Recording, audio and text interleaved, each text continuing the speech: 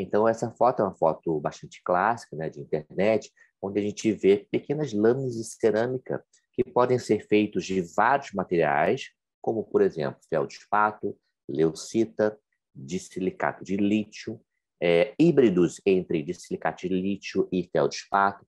Basicamente, eles conseguem alterar a forma, de uma certa maneira, a cor também, né? Então, nós podemos fazer alterações na estética do paciente, e quando nós envolvemos, por exemplo, caninos e premolares, principalmente caninos, a gente consegue, muitas vezes, restabelecer função. Porém, é importante que a gente entenda que ela tem indicações, tem uma série de etapas bastante precisas para que você execute, né, com uma compreensão de tudo que envolve esse processo, onde a expectativa do paciente é muito grande e muitas vezes você tem que trabalhar de uma forma interdisciplinar com outros especialistas, como, por exemplo, ortodontia, periodontia, enfim, conjugar a melhor solução para o paciente que envolva o menor desgaste possível, promovendo estética e função, né? Com todos os respeitos biológicos necessários ao processo, tá? Então, a ideia é passar para vocês algumas informações bastante importantes sobre tudo que compõe esse universo de laminados cerâmicos. Nós estamos vendo aqui um caso bem interessante, né? Onde nós temos os laminados cerâmicos como a última etapa do processo, que, na verdade, foi a reabilitação, incluindo coroas totais e até mesmo coroas sobre implantes. Quando a gente percebe esse caso à esquerda, a gente consegue avaliar que nós conseguimos uma homogeneidade da última camada estética de cerâmica, de forma que você consegue perpetuar muito mais tempo esse material, essa estética no paciente, por ser a última camada, né, de reabilitação que você dá para o seu paciente. Esse é um assunto um pouquinho mais profundo, mais vasto, que podemos abordar mais à frente, mas é importante que vocês entendam que os laminados cerâmicos, elas podem ser, sim, considerados uma reabilitação estética e funcional, ok? Um pouquinho mais à frente, a gente pode voltar um pouquinho e falar por que são chamados de lentes de contato, né? Na verdade, é uma analogia, uma comparação às lentes oculares, né? Que de tão finas são meio transparentes. Então, existe hoje em dia a possibilidade técnica, né, laboratorial, em termos de material, de confeccionarmos lâminas ultra finas, onde a principal vantagem seria de desgastar menos o dente, fazer menos desgaste de esmalte, para você conseguir restabelecer a estética sem sobrecontorno coronário, que seria uma grande preocupação, e por isso que os trabalhos mais antigos, né, onde nós chamávamos de facetas em cerâmica, eles demandavam uma invasão, desgaste maior do esmalte. Com as lâminas ultrafinas de 0,2 a 0,3 milímetro, esse desgaste passou a ser muito menor, né? Porém, existe um pequeno preparo no dente que faz com que a lente se encaixe e não tenha nenhum sobrecontorno cervical. Nas áreas incisais, muitas vezes você consegue ter uma espessura ou quer uma espessura maior, em casos, principalmente onde você está aumentando a altura incisal, ou mudando a forma, ou alterando e melhorando a cor dos dentes do paciente, tá? Então, existe sim uma indicação bem interessante, né? Estética, mas a gente sempre tem que respeitar os princípios biológicos, tá? A espessura mínima é por volta de 0,3, mas é possível fazer a 0,2, que equivale mais ou menos à espessura de uma carta de baralho, ou seja, bem fino. A gente pode observar aí com o espessímetro, né, como é bastante fina a espessura final da cerâmica, e nesse espaço tão pequeno, o laboratório tem que conseguir restabelecer forma, textura, macro e microtextura. Então, é um trabalho extremamente preciso, onde existe a necessidade de um laboratório muito bem preparado para conseguir os melhores resultados. Prosseguindo um pouquinho, esse é o quadro que eu queria compartilhar com vocês, que é o fluxo, né, de trabalho.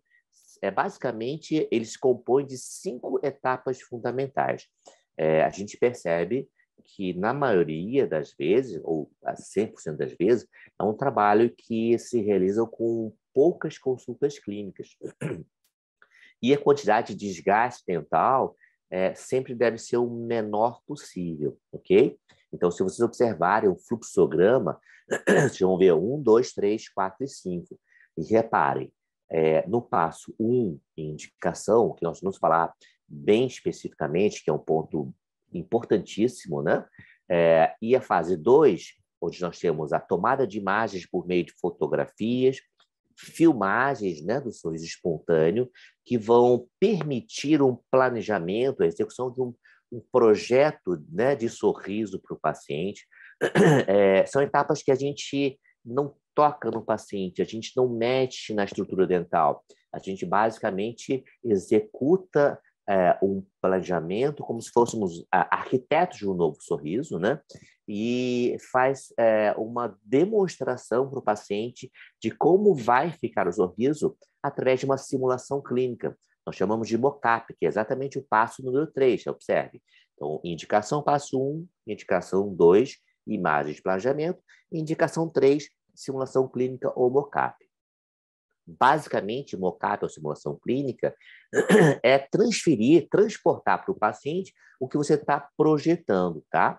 Então, através das imagens do planejamento, a gente consegue executar nos modelos, né, moldados com ostinato, né? Mas isso não altera a estrutura do dente, então você basicamente faz moldagem com ostinato, ou melhor ainda, com silicone de adição, para que você consiga, então, no laboratório, executar as alterações que você projetou, que você planejou para esse paciente, né?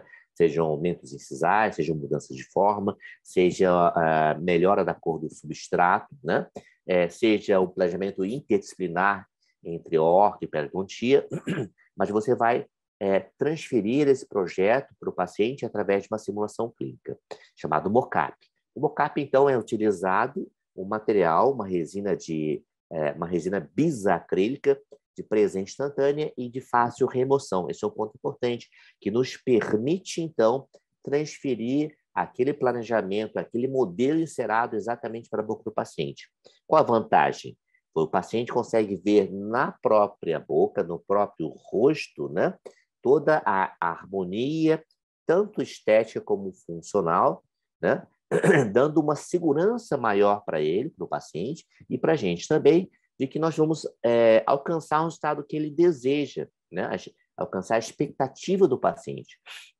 Então, a chance, a possibilidade de fazer uma simulação clínica através das resinas bisacrílicas diferenciam esse tratamento das reabilitações convencionais, por coroas totais, né? A gente tem chance de, sem tocar no paciente, em termos de desgaste, né? Ou até mesmo cirurgia, conseguir, então, demonstrar para ele, através dessa simulação, o que nós pretendemos atingir. Repare, então, nós temos o passo 1, 2, 3, nós não tocamos na boca do paciente, não desgastamos, não nos comprometemos ainda com o estado antes dele validar esse processo, ou seja, ele aprovar o nosso projeto. E uma vez feito até as 3 etapas, eu tenho como fazer com muito mais segurança, utilizando o próprio mockup, a própria resina acrílica, para a execução dos preparos. Então, vejam, até a fase 4, agora sim, nós vamos realmente fazer um desgaste o menos invasivo possível nos dentes, né? Em cima do mockup de resina bisacrílica, e sem executar, né, posteriormente uma moldagem, né, que vai ser enviada para o laboratório, e o laboratório vai usar tudo que foi conversado e praticado com o paciente, ou seja, vai usar o modelo de cera, os gabaritos funcionais, os gabaritos estéticos para confeccionar no laboratório os laminados cerâmicos, buscando a máxima proximidade possível com o que foi mostrado para o paciente na simulação clínica. E depois dessa etapa de preparo e moldagem, né, que é a primeira consulta onde você realmente fez algum tipo de desgaste no paciente, nós já vamos estar para a etapa número 5, que é a cimentação e os ajustes funcionais. Ou seja, na verdade, vocês percebem que o preparo, por ser muito pouco invasivo, é muito mais rápido quando se comparado a um preparo de coroas, por exemplo, né? A execução final, a cimentação, normalmente é muito mais simples, normalmente não, sempre é muito mais simples do que as coroas totais, uma vez que você domine a técnica de cimentação, ok? O fluxo todo se compõe dessas 5 etapas. Obviamente, existe uma necessidade de um controle do paciente, né, na semana seguinte, para ver se está tudo bem, mas são passos muito pontuais e bem planejados e executados, né, para que você consiga segurança e confiança para chegar num final previsível, né, que venha a dar a expectativa do paciente, né, venha preencher todas as expectativas do paciente em relação a esse trabalho, ok? Então, com esse fluxo entendido, a gente pode começar a perseguir em cada uma das etapas a melhor execução possível, desde a indicação em relação ao planejamento, ao melhor preparo, a melhor forma de fazer a simulação clínica e, obviamente, a melhor forma de você cimentar e fazer os ajustes funcionais. Então, quando se inicia o assunto laminados cerâmicos, é importante que você tenha esse fluxograma em mente para que você consiga coordenar o número de consultas necessárias, para que você consiga conversar de uma forma mais confiante com o paciente e que você consiga, sim, fazer uma validação de todo o processo através do mockup, ok?